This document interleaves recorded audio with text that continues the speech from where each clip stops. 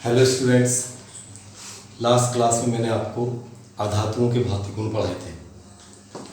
अब मैं आपको धातुओं के कुछ रासायनिक गुण पढ़ाऊंगा। उसमें सबसे पहले मैं पढ़ाऊंगा वायु में दहन। किसका? धातु का वायु में दहन। देखो बच्चों, जब हम किसी चीज़ को वायु में जलाते हैं तो ऑक्सीजन उस वस्तु से, उस पदार्थ से क्रिया करती है, रासायनिक क्रिया करती है। दहन का अर्थ यही है कि ऑक्सीजन से योग। तो यहाँ पर अगर मैं ये भी लिख दूँ कि ऑक्सीजन से योग, तो कोई बड़ी बात नहीं है,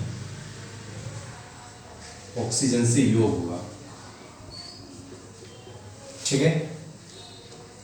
जैसे अगर मैं सोडियम है, इसको वायु में इसका दहन करते हैं तो धातुएं जब ऑक्सीजन के साथ संयोग करती हैं तो जो यौगिक बनता है उसे ऑक्साइड कहते हैं। तो सोडियम जब ऑक्सीजन से क्रिया करेगा तो सोडियम ऑक्साइड बनेगा, Na2O। कैसे बताया? अगर आपने संयोजकताएं याद की हों तो सोडियम की एक होती है, ऑक्सीजन की दो होती है, और तिरछी गुणा होकर फिर यौगिक बनता है।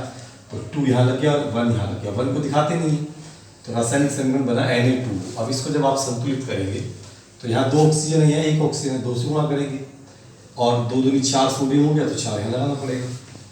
तो इस प्रकार, और ये जिंक है, जिंक की आप ऑक्सीजन से क्रिया करते हैं तो जिंक ऑक्साइड बनेगा। ठीक है। अब जिंक ऑक्साइड कैसे ही बना? जिंक की संयोजकता भी 2 है, ऑक्सीजन की भी 2 है, 2 इसके पास 2 इसके पास। जब दोनों में तुम 2 लगाते हो तो मैंने कई बार बताया कि 2 जो है हट जाता है। अगर सेम संख्या हो तो उसे हटा देते हैं। तो इस तरह जिंक ऑक्साइड का सूत्र होगा। अभी संतुलित करेंगे तो 2 यहाँ लगेगा और 2 यहाँ लगेगा, क्योंकि ऑक्सीजन 2 है तो 2 से गुणा कर दिया मैंने। जिंक भी 2 हो गए तो 2 से गुणा कर दिया। तो इस प्रकार ये बना आपका। अब बच्चों आता है कि ये जो धातु ऑक्साइड है,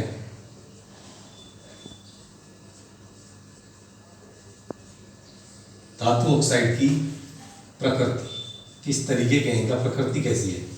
तो बच्चों ये 2 तरीके के होते हैं, तो क्षारीय और दूसरा होता है उभयधर्मी। क्षारीय मतलब जिसमें क्षार के समान लक्षण हो, ये तो आप जानते ही हैं। क्षार के कुछ गुण मैंने बताए थे, तो इनमें वही प्रकृति होगी। जैसे अब ये सोडियम ऑक्साइड है, क्षारीय है, और पोटेशियम ऑक्साइड होगा वो भी क्षारीय होगा, मैग्नीशियम ऑक्साइड होगा वो भी क्षारीय होगा। उभयधर्मी ऐसे ऑक्साइड होते हैं जिनमें अम्ल और क्षार दोनों के कुछ कुछ गुण उपस्थित होते हैं। जैसे आपका जिंक ऑक्साइड है, ये उभयधर्मी है। एल्यूमिनियम ऑक्साइड है, ये उभयधर्मी है। और भी है, बेरिलियम ऑक्साइड है, ये भी उभयधर्मी है। और लेड ऑक्साइड है, ये भी उभयधर्मी है। और भी कई हैं।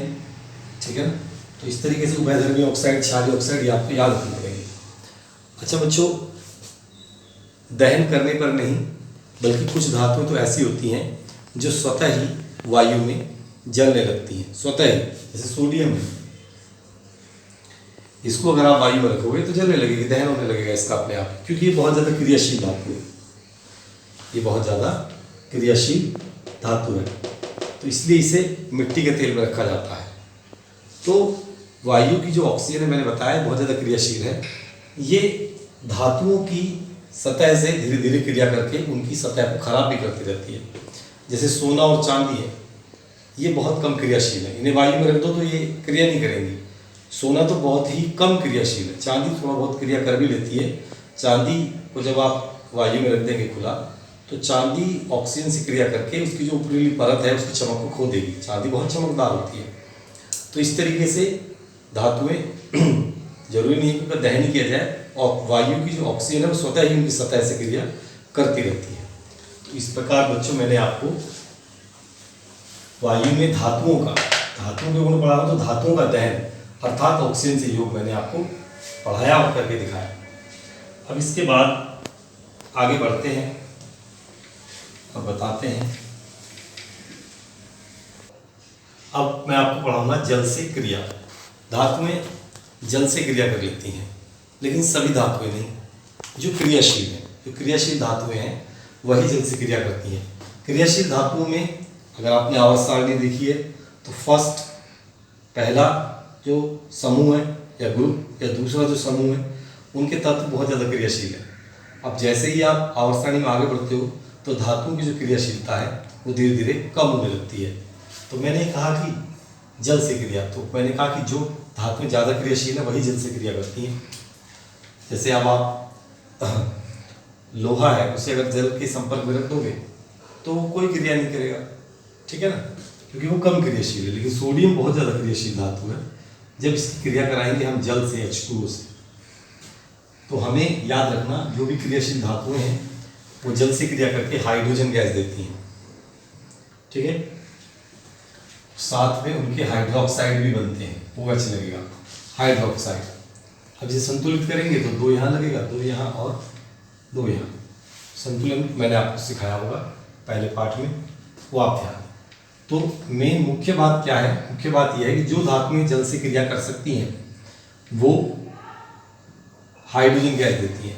अच्छा, एक चीज़ है, जो ज़्यादा क्रियाशील धातुएं हैं वो तो साधारण जल से क्रिया कर लेती है, लेकिन जो कम क्रियाशील धातुएं हैं उनके लिए, जैसे मैग्नीशियम, मैग्नीशियम के लिए आपको जल लेना पड़ेगा, लेकिन गर्म उबलता हुआ जल।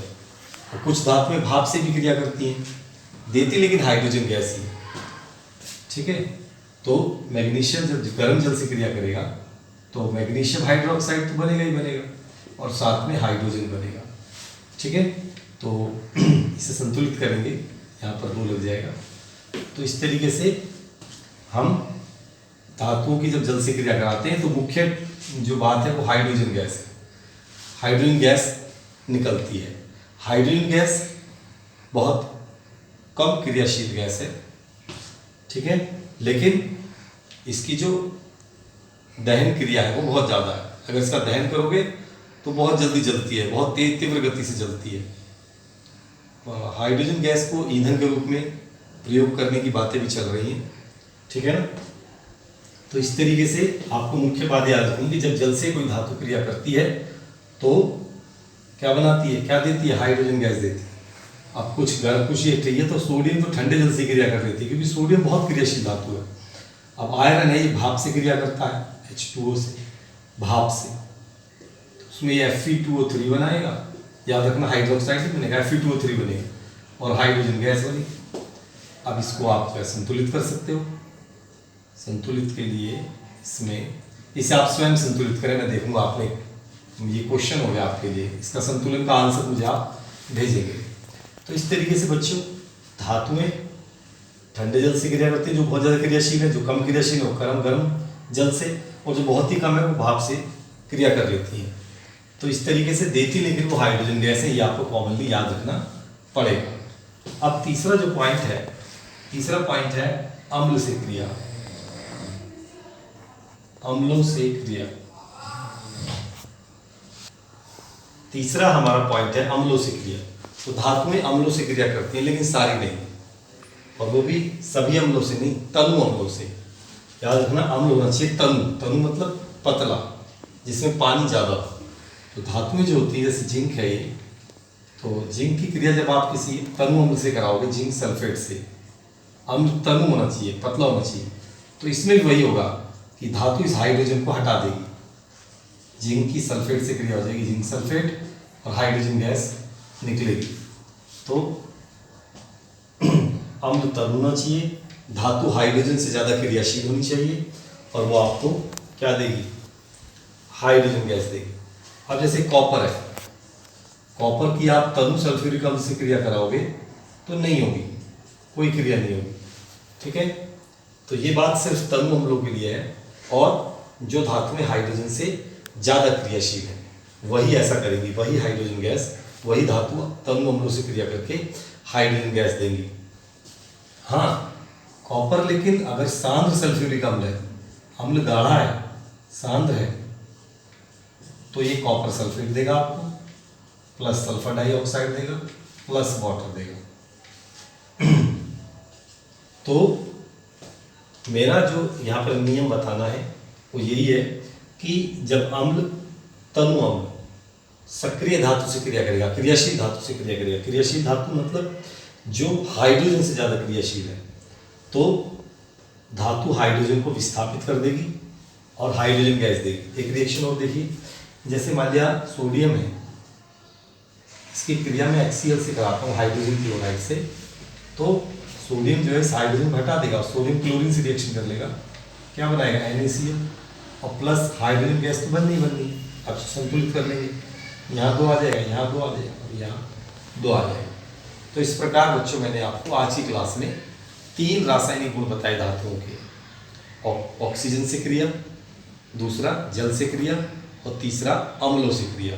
तो इन तीनों पॉइंट्स को आप किताब में अच्छे से पढ़ लेंगे अगर आपके पास किताब है तो, नहीं तो फिर अब मैं आपको, किसी के पास किताब नहीं है, पुरानी किताब ही चल जाएगी, कोई नई किताब की ज़रूरत नहीं है, तो वो मुझे बता दें, मैं किताब के फ़ोटो खींचकर आपको भेज दूँगा ताकि आपको पढ़ने में आसानी हो। तो बच्चों आज की क्लास में इतना ही, धन्यवाद।